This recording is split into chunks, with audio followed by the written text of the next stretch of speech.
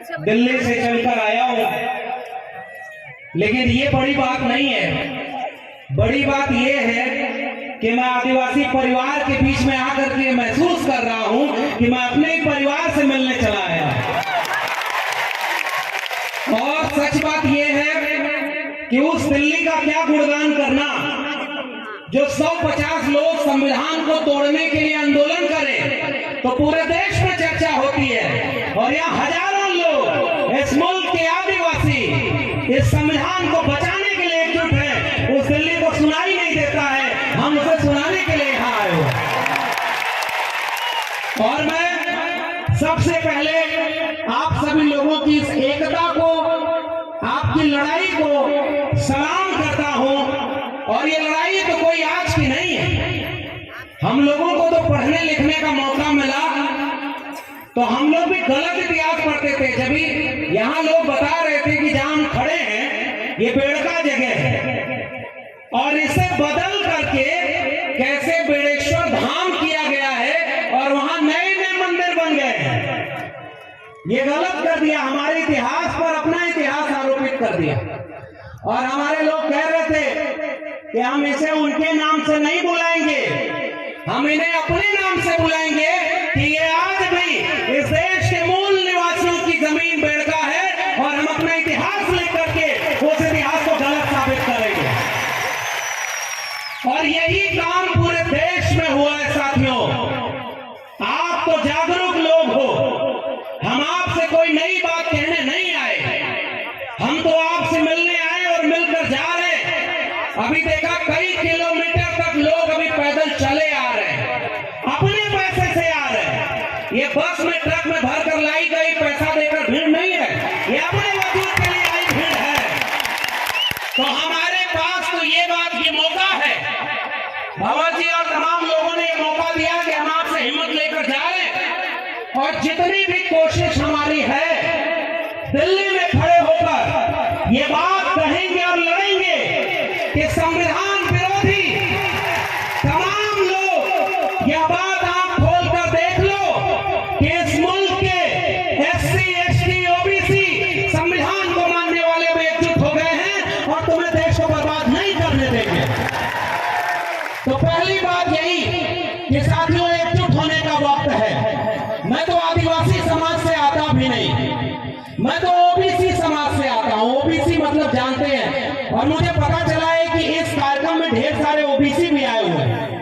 और आपके बारे में तो हमें भी 2 साल पहले पता चल गया था कि जिन आदिवासियों को वनवासी करके तोड़ने की कोशिश हो रही थी, 7-8 साल पहले उस आदिवासी परिवार ने एकजुट होकर सबको जोड़ने की कोशिश कर ली और आपने क्रांति कर दी है। भाई मैं आपको सलाम कर रहा हूं। और आपने जो 2 विधायक जिताए उनमें से एक तो हमारे पिछले दिनों दिल्ली गए थे, अपने विद्यार्थियों को, अपने इलाके के छात्रों को एरोप्लेन में लेकर के पूरा दिल्ली घुमाया कि जागो और पढ़ाई करोगे तो एक दिन दिल्ली पर तुम कब्जा भी कर लोगे, ये कहने की बहुत जरूरत है। और ऐसे वक्त में ले आए हैं वो दिल्ली, जब इस देश में एक प्रधानमंत्री ऐसा बैठा है जो पहले जब चुनाव लड़ रहा था तो वादा क्या किया था कि वो बेच रहे हैं भारत को, मैं चैन से कैसे सो जाऊं, सौगंध मुझे इस मिट्टी की, मैं देश नहीं बिकने दूंगा। बोला था ना, आप लोग भी सुने थे ना कि देश बेचेगा नहीं, न खाऊंगा और न खाने दूंगा, ये नारा लगाया था ना। अब जब प्रधानमंत्री बन गया तो 8 साल में क्या कर रहा है, पहले रेल बेच दिया, फिर बैंक बेच दिया, फिर LIC बेच दी, फिर BSNL बेच दिया, हमारी जल जंगल जमीन को बेच दिया, हमारी शिक्षा में 13 पॉइंट रोस्टर ले आया था कि हमारे प्रोफेसर भी न बन पाए, और जहां हवाई जहाज वालों को, हवाई चप्पल वालों को हवाई जहाज में चलाएंगे, हवाई जहाज भी बेच दिया।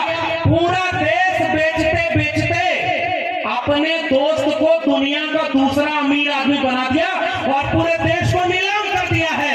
ऐसे वक्त में हम खड़े हैं, तो मैं तो ऐसे क्रांतिकारी लोगों को सलाम कर रहा हूं। आपने ऐसा विधायक चुना जो आपके विद्यार्थियों की शिक्षा की चिंता करता है। मैं तो उत्तर प्रदेश का रहने वाला हूं, वहां जो विधायक और सांसद दिल्ली और प्रदेश में है वो स्कूल और विद्यालय की चिंता नहीं कर रहे, वो शौचालय और देवालय की चिंता कर रहे हैं और रोज उनको लड़वाते हैं।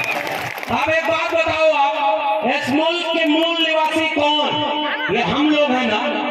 मैं ओबीसी समाज से आता हूँ और एक ही बात, दो बात कहने आया हूँ। पहली बात तो शिक्षा की करने आया। मैं दिल्ली विश्वविद्यालय में पढ़ाता हूँ और पता है अभी परमानेंट प्रोफेसर नहीं हूँ, टेम्परेरी हूँ। टेम्परेरी मतलब समझ रहे हैं, वो वाला टेम्परेरी नहीं जिसमें प्रधानमंत्री भी टेम्परेरी होता है, 5 साल बाद उसको चुना लगा और वो ऐसे बन गया जैसे लग रहा है पूरा देश उन्हीं का है और देश बेच दो। हम लोगों को अब परमानेंट नहीं किया जा रहा, जानते हैं क्यों?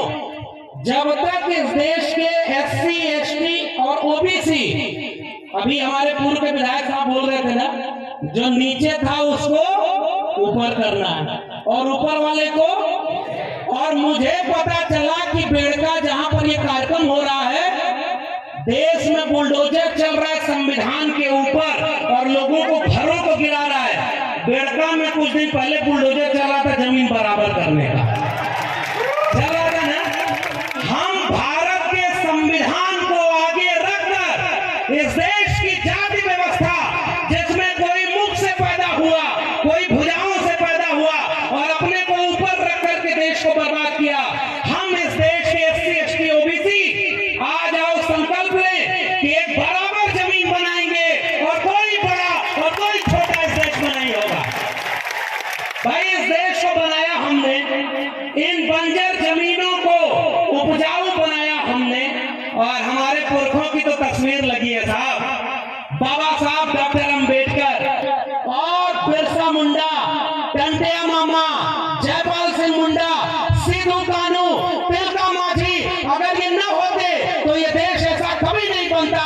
ये बात मैं आपसे कहने आया हूं कि हमारे पुरखों ने ये लड़ाई लड़ी है और मैं पहली ही अपील आपसे कर रहा हूं साथियों, बहुत सारे लोग बोलने को है।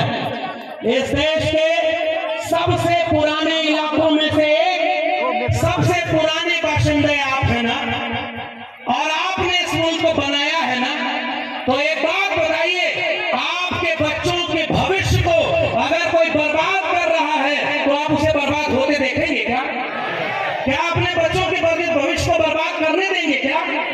अरे भाई इस देश में जिनको आपने बड़े बड़े नेता बनाया, वो रोज मंदिर, मस्जिद, हिंदुस्तान, पाकिस्तान और हिंदू मुस्लिम में पूरे देश में दंगा करवा रहे हैं और हमारे बच्चों की स्कूल, विश्वविद्यालय सब निजी हाथों में बेच दिया ताकि हमारे आपके घरों के बच्चे न पढ़ पाए।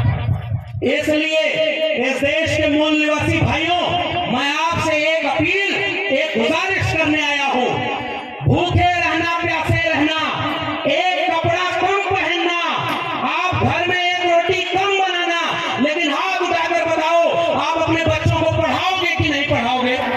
स्कूल भेजोगे कि नहीं भेजोगे? आप सब कुछ सह लेना लेकिन अपने बच्चों को स्कूल भेजना। बाबा साहब डॉक्टर अंबेडकर ने बात कही थी, जिस दिन इस देश में मंदिर जाने वाली भीड़ स्कूल जाने लगेगी, उस दिन इस देश में क्रांति हो जाएगी और इस देश को कोई गुलाम नहीं बना पाएगा। तो जो विधायक ने अभी 25, 30, 50 बच्चों को दिल्ली लेकर के दिखाया कि ये दिल्ली है जहां से पूरा देश चलता है, तुम्हें पढ़ लिख करके DM, SP, doctor, engineer, professor और जज बनना है। एक बात बताओ इस देश के आदिवासी लोगों, सुप्रीम कोर्ट में कितने जज आपके हैं पता है? 0 है। आपके हाई कोर्ट में कितने जज हैं? आपके प्रोफेसर कितने हैं? सब 0 हैं लगभग। और सारा कब्जा किसने किया है? 5% लोगों ने इस देश की 90% जगह, जमीन, प्रोफेसर, डॉक्टर, इंजीनियर सब पर कब्जा किया है। क्या हम लोग गुलाम हैं क्या? हमारे पुरखों ने लड़ाई लड़के इस मुल्क की मिट्टी को बचाया है ना।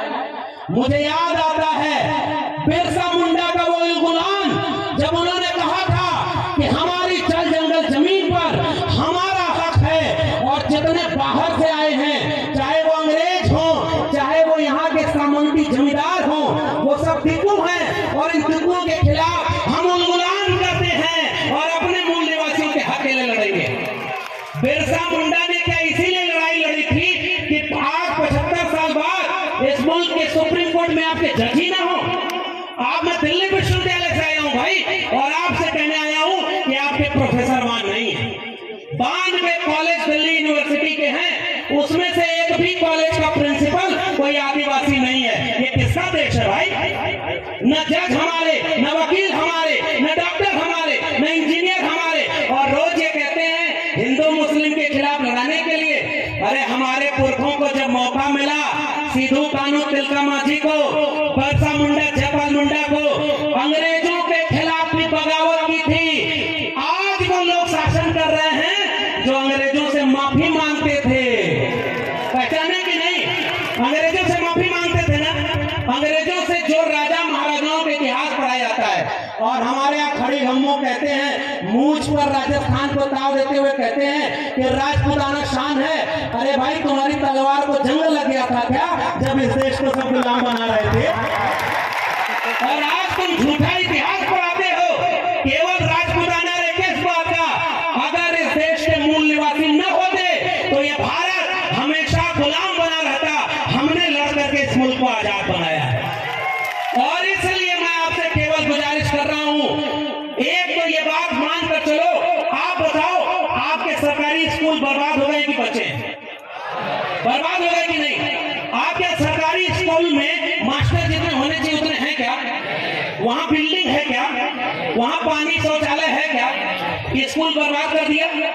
पढ़ाई खत्म। जब पढ़ाई खत्म हो जाएगी तो बिरसा मुंडा को पढ़ेगा कौन? सिद्धू कान्हू को पढ़ेगा कौन? और भारत के संविधान को कौन पढ़ेगा? और जब आपके बच्चे पढ़ेंगे नहीं ना, तो कल को बेड़गा धाम को कोई बड़ेश्वर धाम बना देगा और हम आप कुछ नहीं कर पाएंगे। शिक्षा अगर नहीं मिली तो हमारी पीढ़ियां गुलाम पैदा होंगी। इसलिए इस राजस्थान के लोगों, इस भारत के मूल निवासी लोगों, इस देश के दलित पिछड़े आदिवासी लोगों, एक संकल्प लो कि चाहे कुछ भी हो जाए, हम अपने इसको घर के लड़के और लड़कियों दोनों को स्कूल भेजेंगे और पढ़ाई करेंगे ताकि आने वाली पीढ़ी गुलाम न पैदा हो। और दूसरी अपील करके आपसे विदा लूंगा।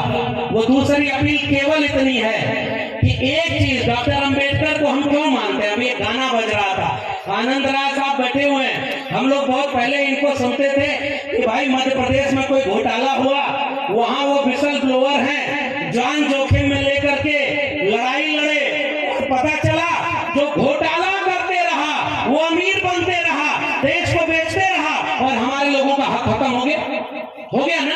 इसलिए दूसरी और आखिरी अपील, हम बाबा साहब को क्यों मानते हैं? क्योंकि उन्होंने भारत का संविधान दिया। बिरसा मुंडा के बाद अगर हम सबसे ज्यादा पढ़ने लिखने वाले, मैं तो ओबीसी समाज से आता हूं, लेकिन मैं तो सीना ठोक के कहता हूं, अगर बिरसा मुंडा और जयपाल सिंह मुंडा न होते, संविधान सभा में जयपाल सिंह मुंडा खड़े होकर न बोले होते कि हम संडो घाटी सभ्यता के वारिस हैं, हम इस देश के मूल निवासी हैं और इसकी जल जंगल जमीन पर पहला हक हमारा है, तब ये भारत भारत न बनता। इसलिए जो संविधान बना, बाबा साहब अंबेडकर, ज्योतिबा फूले और साहू जी महाराज से लेकर के बिरसा मुंडा, जयपाल मुंडा, सबने मिलकर एक ऐसा भारत बनाया, एक ऐसा संविधान बनाया जिससे हम सब बराबर हैं। हम सब बराबर है ना। अब तो कोई मुख से पैदा नहीं होता ना, कोई भुजाओं से पैदा नहीं होता ना। अरे भाई, दुनिया में इंसान एक तरफ पैदा होते हैं, यह देश ऐसा पाखंडियों का, यहाँ कोई मुख से पैदा हो रहा है, कोई भुजाओं से पैदा हो रहा है, कोई जंगल से पैदा हो रहा है। यहाँ डॉक्टर साहब अभी बोल रहे थे पाखंड इतना है, और पाखंड में देवी देवताओं के लिए लड़ाई हो रही है। एक किस्सा बस सुना दो, नोटबंदी हुई थी ना, नोट बंद हो गई 500,000 की। एक आदमी जब पुरानी नोट बची थी तो उसको लेकर ऐसे ही किसी मंदिर में चला गया। मंदिर बनता है 5 साल पहले, और ऊपर लिखते हैं विश्व का प्राचीनतम मंदिर यहाँ है। अभी 5 साल पहले बना, जमीन कब्जा करने के लिए। जमीन की लड़ाई आप लड़ रहे हैं, और वहां गया वो आदमी तो पुरानी नोट जो 500,000 की थी वो जल्दी जल्दी मंदिर के देवता को चढ़ाने लगा। तो बीच में अचानक एक आदमी आया और कहा कि ये कौन सी नोट चढ़ा रहे हो, ये नोट तो बंद हो गई है। तो वो आदमी बोला, अरे भगवान को थोड़ा ही पता है कि ये नोट बंद हो गई है। और वो आदमी गुस्से में फिर खड़ा होकर बोला, भगवान थोड़े ही ये नोट लेते हैं, जो नोट लेता है उसको पता है कि ये नोट बंद हो गई, इसलिए नोट को नहीं चढ़ाओ। इसका मतलब देवी देवता के नाम पर पाखंड फैलाने वालों ने आपके भगवान, जो पता नहीं किसके भगवान है, उनके और आपके बीच में एक बिजनेसमैन को बैठा गया कि नहीं, जो नोट ले रहा है कि नहीं। अगर नोट नहीं मिलेगी तो बिजनेस चौपट हो जाएगा ना। उनका तो बिजनेस, हमारे ज्योतिबा फूले ने किताब लिखी गुलामगिरी। उन्होंने कहा कि जैसे बाल बनाना नाई का धर्म नहीं धंधा है, जैसे लकड़ी का काम करना कुम्हार लोहार का बढ़ई का धर्म नहीं धंधा है, लोहे का काम करना लोहार का धर्म नहीं धंधा है, वैसे ही मंदिर में बैठ के पूजा पाठ कराना और दान के पेट पर भरना उस पुजारी का धर्म नहीं धंधा है। इसलिए वो अपना धंधा कर रहा है, हमारा धंधा चौपट है।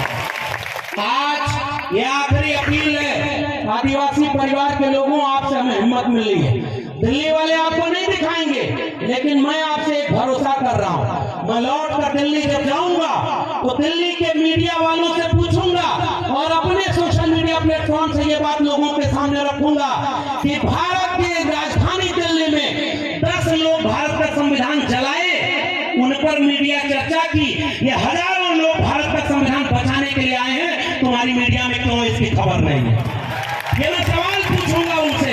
और दूसरा सवाल करूंगा, जो भारत के संविधान को जलाया, जो देश में मुसलमानों के खिलाफ दंगा करवा रहा है, मंदिर मस्जिद में लड़वा रहा है, वो जेल में नहीं है। और हमें पता चल रहा है राजस्थान, मध्य प्रदेश, उत्तर प्रदेश, जहां जो दलित पिछड़े आदिवासी अपने हक के लिए लड़ता है, उसको फर्जी मुकदमे में जेल में डाल रहे हैं। क्या ये भारत के संविधान की हत्या है कि नहीं है? जोर से बोलिए, भारत के संविधान की हत्या है कि नहीं? क्या भारत के संविधान को खत्म किया जा रहा है कि नहीं? क्या भारत के संविधान को खत्म होने के बाद हमारा कोई हक बचेगा? जोर से बोलिए। भारत का संविधान नहीं रहेगा तो हम रहेंगे क्या? संविधान खत्म हो गया तो क्या हम रहेंगे क्या? अगर SC ST OBC आपस में लड़ते रहे तो क्या संविधान बचा पाएंगे क्या? इसलिए आदिवासी परिवार के लोगों, देखो चुनाव तो आपको मैं कुछ कहूंगा नहीं। आपने 2 विधायक ऐसे चुन दिए हैं, एक कह रहा है बराबर करना है और दूसरा अपने बच्चों को पढ़ाने के लिए दिल्ली ले जा रहा है। अब मुझे और नहीं कहना है, लेकिन इतनी गुजारिश करूंगा, अगली बार चुनाव आए तो ऐसे विधायकों से विधानसभा भर देना जो आपके बच्चों का भविष्य बनाए। आपको गुलाम मत चुनिएगा। बाबा साहब से लेकर फूले साहब से लेकर इस देश के दलित पिछड़े आदिवासियों ने गुलाम चुना है, इसलिए वो हमारे बच्चों के लड़ नहीं पाते। अरे ऐसे लोगों को चुनिए जो अपनी कुर्सी के लिए नहीं, आने वाली पीढ़ियों की लड़ाई लड़े। एक काम वो करिएगा। और दूसरी अपील, जब भी जरूरत पड़े, इस देश में OBC समाज से आता हूं और OBC समाज के लोग जहां भी होंगे, मैं उनसे एक बात कह रहा हूं, प्रकृति पूजा हम भी करते हैं। OBC समाज में कोई पाखंड, कोई पुजारी की जगह ही नहीं। हम लोग खेती किसानी करने वाले लोग, किसान कामगार मेहनत का शाम, हम अपने खेत से पैदा हुए फसल की पूजा करते थे। हम नदी नाले और पर्वत पहाड़ की पूजा करते थे, जैसे हमारे आदिवासी करते हैं। आपका भी गमछा पीला है, OBC का भी गमछा पीला है, और ये एकता है हमारी और आपकी।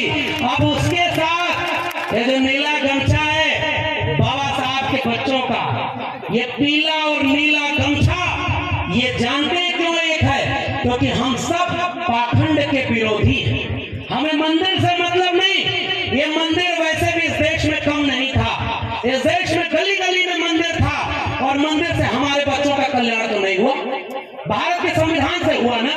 मैं प्रोफेसर बना तो किसी मंदिर से नहीं। अगर इलाहाबाद विश्वविद्यालय और दिल्ली विश्वविद्यालय न जा पाता तो आज आपके बीच में प्रोफेसर बनकर आंख में आंख डालकर जालिमों से लगा कर कहने नहीं आता कि तुम जालिम हो और हम तुम्हारे खिलाफ खड़े। इसलिए वो जो संविधान हमें हक दिया है और हमारी एकता, हम OBC समाज में कौन लोग आते हैं? जो किसान कामगार मेहनत कर सके। और आदिवासी कौन लोग हैं? जिन्होंने इस प्रकृति को बचाया है।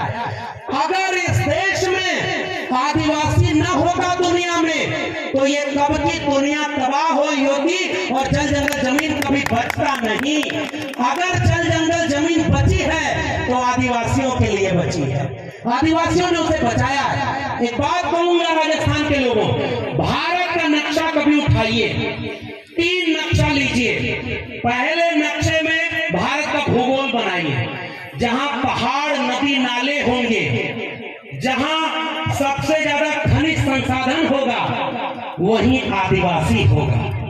इस बात को समझिए। और आपकी जमीन छीनी जाएगी ताकि किसी अंबानी और अडानी के हाथों आपकी जमीन और खनिज संपदा बेच दी जाए और आपको मजदूर बना दिया जाए। क्या आप मजदूर बनने को कबूल करेंगे? क्या जगह जमीन छोड़ देंगे क्या?